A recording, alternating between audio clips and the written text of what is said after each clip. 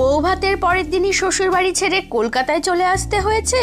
দুজনের একা সংসার কেমন কাটছে?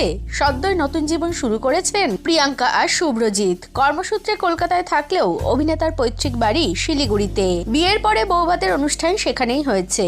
এই মুহূর্তে প্রিয়াঙ্কা কয়েকদিনের জন্য ছুটিতে থাকলেও শুভ্রজিৎকে ফিরতে হয়েছে শুটিং এ, আর সেই কারণেই কলকাতার বাড়িতে ফিরে এসেছেন দুজনে। এই প্রসঙ্গে বলতে গিয়ে নায়িকা বলেন, শিলিগুড়িতে গিয়ে নতুন বউ বিষয়টা অনুভব করতে পেরেছি। সবাই নজরে নজরে রেখেছেন যাতে আমার কোনো সমস্যা না হয়। কলকাতার বাড়িতে তো আমি আর শুভ্রজিৎ একাই থাকি।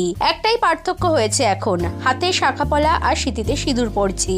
বৌভাতের পরের দিনই ট্রেন ধরে কলকাতায় ফিরতে হয়েছে আমাদের, কারণ ও শুটিং শুরু হয়ে গিয়েছিল। ও শুটিং এ গেলেও আমি একেবারেই একাকিত্ব অনুভব করি না, কারণ ও এক মিনিটও আমাকে একা হওয়ার সুযোগ দেয় না। শুটিং এ শট কাটলেই শুভ্রজিৎ ভিডিও কল করে, না হলে এমনি ফোন করতেই থাকে। ফলে আমার কখনো নিজেকে একা মনেই হয় না।